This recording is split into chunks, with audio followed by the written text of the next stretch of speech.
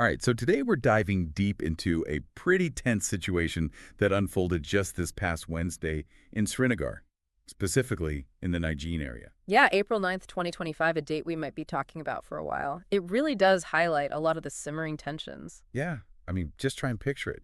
You've got this usually peaceful area, and all of a sudden you've got respected Muslim scholars from all over Jammu and Kashmir, Ladakh, Kargil, Jammu.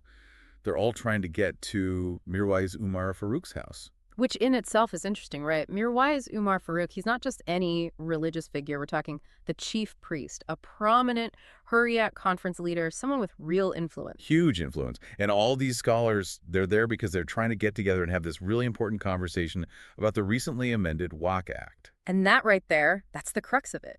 The Waqf Act, supposedly designed to protect Muslim charitable properties, has instead become this huge point of contention and anxiety for the community. Yeah, instead of having this important meeting, they find out the authorities have essentially shut down the whole area. Yeah. Sealed it off. And that's not just a matter of inconvenience or, traffic control.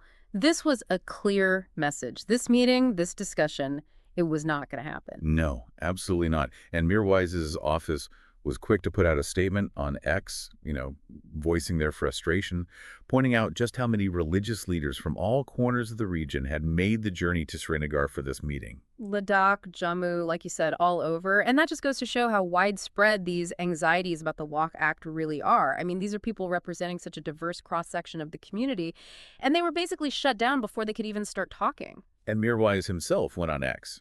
And he didn't hold back. He called it downright bizarre. He was like, look, this is a Muslim-majority region, and we can't even sit down and discuss a law that directly affects our community.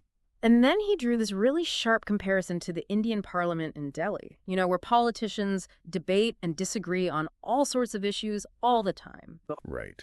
But here, in a region with a Muslim majority, when it comes to something as crucial as the Waqf Act, discussion is shut down. It's a striking comparison. Oh, incredibly striking. And it really just highlights how tense the situation in Jammu and Kashmir is, Yeah. This isn't happening in a vacuum. No, absolutely not. The region has gone through some pretty dramatic changes, and this just adds another layer of complexity to an already sensitive situation. It sort of underscores this feeling of being marginalized, doesn't it? It does. So let's break this down. Wednesday, April 9th, the MMU, that's the Mutahida Majlis-e-Ulema, this key coalition of religious organizations, they were all set to meet at Mirwaiz's home in Nigeen. So picture this. Yeah. You've got Mirwaiz's residence in Nigeen, and suddenly checkpoints are popping up on all the key roads leading into the area. Lanes are being blocked off, you can't get in, and it's not just about keeping people out. Right. It's a show of force. Totally. A message. A message. The authorities making it very clear that they're in control, and this meeting, this conversation, it's not going to happen. Right. No room for discussion. And it's important to note that Mirwaiz's office really emphasized that this wasn't some last-minute thing. This was a carefully planned meeting. Yeah. These leaders traveled from all over, some for quite a distance, just be a part of this discussion, and then, boom, they're shut down.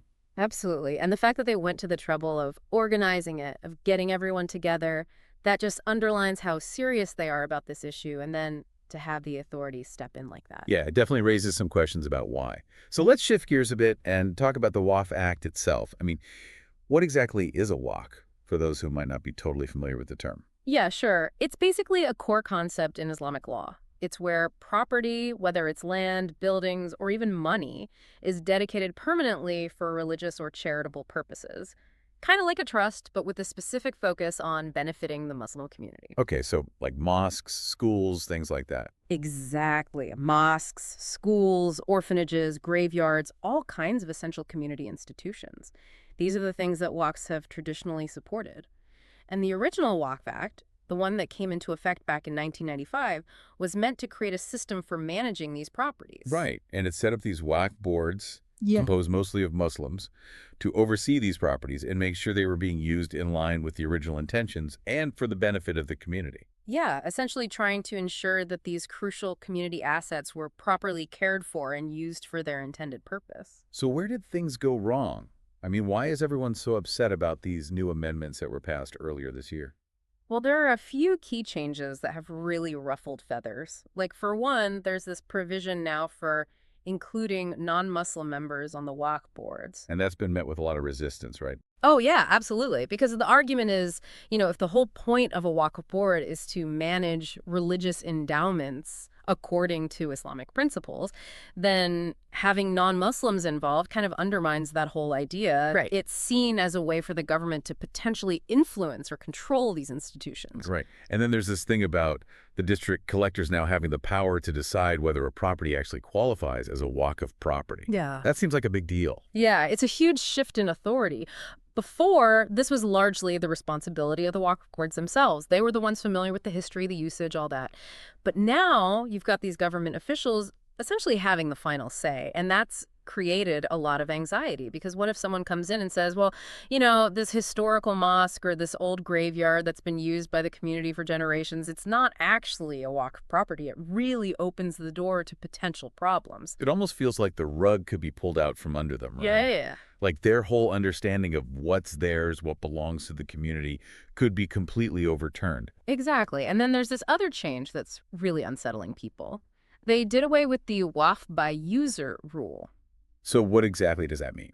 Well, before, if a property had been continuously used for religious or charitable purposes by the Muslim community for a long time, it was pretty much accepted as Waqf property, even if there wasn't all the formal paperwork. Especially in a place like Jammu and Kashmir, with such a long and rich history, a lot of things were done through tradition and continued use. But now with this rule gone, you absolutely have to have all the documentation. Otherwise, your property is at risk. Wow, so it's like suddenly they need to prove ownership for something that they've considered theirs for generations? Precisely. And that's why a lot of people are worried. They're like, what if we lose our mosques? What if we lose our graveyards? It's this feeling of vulnerability and uncertainty about the future of their heritage. It feels like a clash of philosophies almost. Like on one hand, you've got this drive for modernization, for transparency, for tighter control, and that's what the government is pushing for. But on the other hand, you've got this very real fear of losing control over what are essentially religious and cultural cornerstones of their community. Exactly. It's like whose perspective takes precedence, the government's or the community's, and that's what's fueling all this tension. Right. Now, the MMU, they've been pretty vocal about all this from the get-go, haven't they? Oh, yeah. From the very beginning, back in September 2024, they sent a very strongly worded letter to the Joint Parliamentary Committee. This was the group that was reviewing the amendments before they became law. And they didn't mince words, did they? No. Yeah. They basically called out the amendments as a potential assault on religious institutions and even warned that there could be mass protests if their concerns weren't taken seriously. They were sounding the alarm early on. And then they went a step further, right? Yeah. Didn't a delegation led by Mirwaiz actually go to Delhi to meet with the Joint Parliamentary Committee in person? Yeah, that was in January of this year. They went right to the source. And presented them with this 6-point memo outlining all their objections. I mean, they really wanted to make sure their voices were heard. Oh, they were not messing around. They were very specific about their concerns.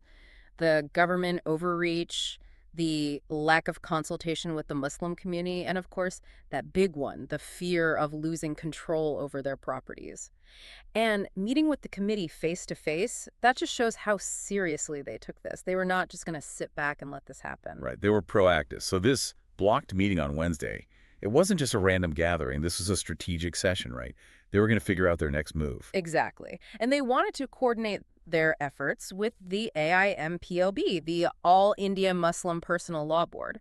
Now, that's a national organization with some real weight behind it. So they were looking to build a broader coalition, a united front. Absolutely. Yeah. And the AIMPLB has a lot of experience with legal challenges and advocacy, so their support would be a huge asset. Yeah. So even though their meeting got shut down, they're not giving up.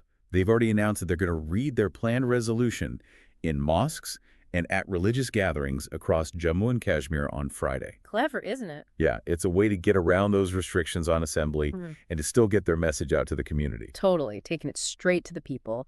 And they're also throwing their full support behind the AIMPLB's lawsuit against the Waqf Act, which is going to be heard by the Supreme Court on April 15th. So this is escalating quickly. It's no longer just a local issue. We're talking about a legal battle on a national stage. And of course, we can't talk about all this without acknowledging The bigger picture, the whole context of Jammu and Kashmir, a region that's gone through so much change and upheaval. Yeah, it's incredibly sensitive. Any law that even appears to target the identity or the rights of the majority community in a place like Jammu and Kashmir, it's going to be met with resistance. And the Waqf Act, well, that ticks all those boxes. Especially after everything that's happened in recent years. This is just seen as one more attempt to undermine their autonomy. And Mirwaiz was pretty blunt about that, wasn't he? He specifically brought up the existing tensions surrounding mosques and temples and basically pleaded with everyone to avoid making things worse. Yeah, a plea for sanity. Basically. Yeah. Because any action that's seen as disrespectful to religious institutions in a place like that, it has the potential to really blow up. Absolutely. And it feeds into this whole cycle of distrust and resentment, which is the last thing anyone needs. Now, we haven't heard a peep from the authorities explaining why they shut down the meeting. No official statement, but I mean, come on, the action speaks for itself. It's pretty clear they're trying to stifle any kind of organized opposition to the Waqf Act. Right, they want to control the narrative. But the thing is, the MMU, they're not going away. They're going to keep pushing back. They're going to keep making their voices heard, whether it's through public readings, legal challenges, or whatever other means they can find. Yeah, they're determined. And that Supreme Court case on the 15th, that's going to be a huge moment. The outcome of that is going to have ripple effects across the country, not just in Jammu and Kashmir.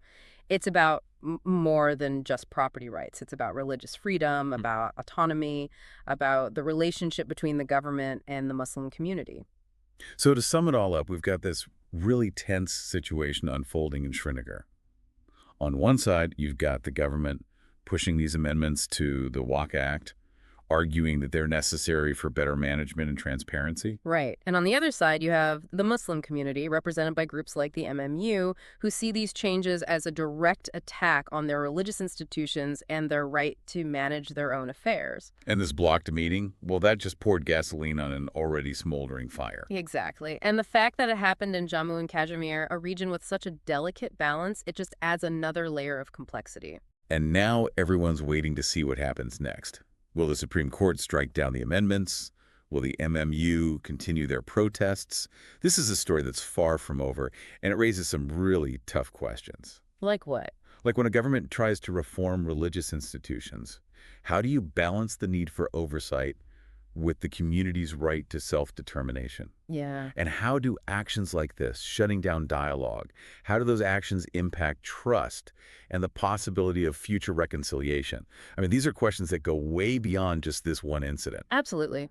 And they're questions that deserve some serious thought, because what's happening in Jammu and Kashmir, it's a reminder that these issues, they're not going away anytime soon. All right, well, we'll definitely keep our eyes on this as it develops. So much at stake here. A lot to unpack, a lot to think about. Thanks for joining us for this deep dive. My pleasure. We'll be back soon with more.